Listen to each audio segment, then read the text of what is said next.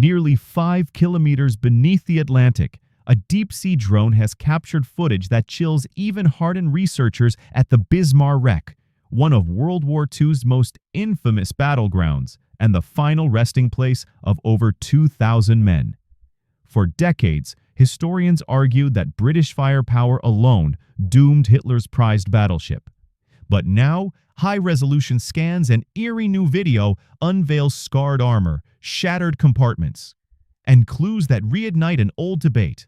Did Bismarck's crew scuttle her to deny victory, or was she torn apart by overwhelming force? The evidence is changing what we thought we knew. So, how does cutting-edge technology finally reveal the truth about her final moments? No diver can reach the Bismarck nearly 5 kilometers down. The rules are strict. Look, record, but never disturb. International law treats sunken warships as sovereign territory, and Germany's stance is clear. The site is a war grave. No relics, no salvage, nothing taken, only documentation. Allowed, that means every expedition must rely on remote tools, not human hands. The remotely operated vehicle, or ROV, is the workhorse here. Wrapped in thick titanium, it shrugs off the crushing pressure and glides above the wreck on soft thrusters. Its cameras and sensors do more than just capture the ghostly silence. They gather thousands of overlapping images from every angle, a process called photogrammetry.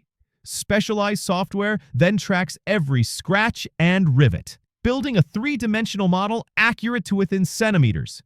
Lasers sweep across the steel, measuring every contour, every frame. Every scan is logged and archived with timestamps, navigation data, and processing records. This meticulous chain of custody is what makes the footage trustworthy. Each image can be traced back to the moment and machine that captured it. Only with these standards can footage from the abyss be accepted as evidence, not just spectacle. In June 1989, a team led by Dr. Robert Ballard set out to find what had eluded explorers for nearly half a century. Using the Argo deep-towed camera sled, Ballard's crew combed the Atlantic floor west of France, scanning for the telltale shapes of lost steel. The first grainy images showed an unmistakable form. Bismarck upright, her hull looming out of the darkness. But there was an immediate shock. Her stern was missing, found nearly half a kilometer from the main wreck. The rest of the ship, though battered, sat largely intact, its thick armor belt still in place. Ballard's survey conducted with Argo and later the Alvin submersible focused on documenting the wreck's exterior. Analog video and still photographs captured the hull's condition, the collapsed superstructure, and the scattered debris field. Early observations challenged old assumptions. The side armor showed few wounds, and the lower hull revealed no obvious signs of catastrophic battle damage. For the first time, experts had a baseline, an authoritative visual record that would shape every expedition to follow. By 2001, the hunt for answers turned from grainy snapshots to hard data. David Ems and William N. Lang led a new survey, deploying multi-beam sonar and a digital ROV to map the debris field in detail never seen before. Their sonar swept the plain, building a precise mosaic of the wreck's location, the scattered stern, and every fragment across 2 kilometers of seabed. Each coordinate was logged, every find cataloged, transforming the site from a visual mystery into a searchable forensic record. In 2002, James Cameron's team took the next step. Using the MERS submersibles and custom ROVs, they sent cameras deep inside the hull. The footage revealed only 2 confirmed penetrations through the Bismarck's main side armor, both above the main deck, far fewer than many had expected. Most of the gashes and hull tears below the waterline match the signature of seabed impact, not battle damage. For the first time, the evidence was more than photographs. It was a quantified map, a catalog of wounds, and a window into the ship's final agony. Bismarck was built for one reason: to shatter the balance of power at sea. She stretched more than 820 feet from bow to stern, with a beam nearly 120 feet wide, one of the largest warships afloat in 1941. Her main battery, 8 15-inch guns mounted in 4 twin turrets, could send shells weighing over 1,700 pounds, more than 20 meters. The heart of her defense was a citadel of armor, 320 millimeters thick along the main belt, shielding engines, magazines, and command spaces from anything the enemy could throw. Even her decks were layered with steel, designed to resist plunging fire from battleships and bombers alike. But Bismarck was more than just a fortress. She was a weapon of strategy. Operation Ryan Newbong sent her into the Atlantic with a single mission: hunt Allied convoys, cut Britain's supply lines, and force the Royal Navy to spread thin across thousands of miles. In Berlin, she stood as a symbol of German ambition. To London, she was a threat that had to be destroyed at any cost. The chase that followed would become a test of will, technology, and resolve for both sides.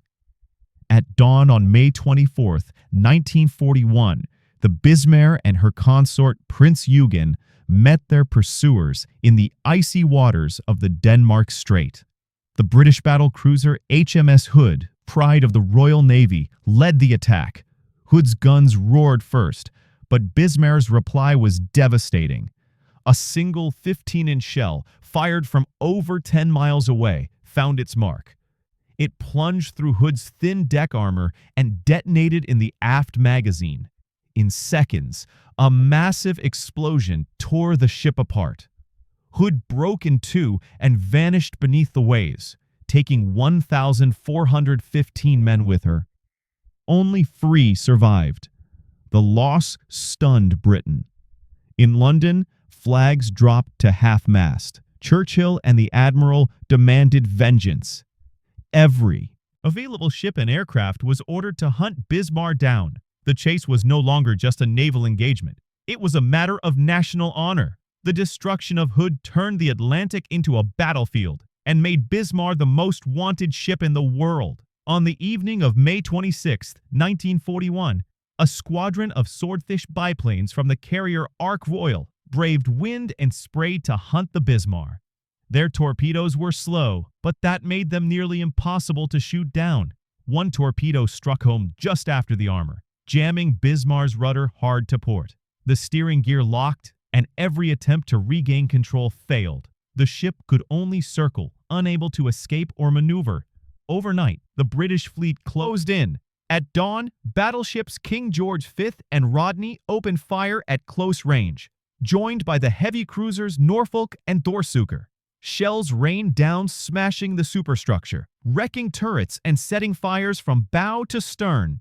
Bismarck's big guns fired back at first, but soon fell silent under the relentless barrage. As the ship listed and burned, British destroyers and cruisers pressed in, launching torpedoes that tore into her hull. With the rudder jammed and engines crippled, Bismarck could no longer fight or flee. The end came quickly under a storm of steel and water. Gard Yoon, the Bismarck's chief engineering officer, survived the sinking and later described what happened below decks as the ship died. According to his testimony, demolition charges were set in the machinery spaces, each with a 9-minute fuse. As the order came to abandon ship, crew members opened the seacocks and vented the fuel and ballast tanks, letting seawater rush in. Junak recalled the deliberate steps: explosives wired, compartments flooded, every measure taken to deny the ship to the enemy. In those final minutes, scuttling wasn't an accident or a rumor. It was a coordinated act, carried out under fire to ensure Bismarck would never be captured.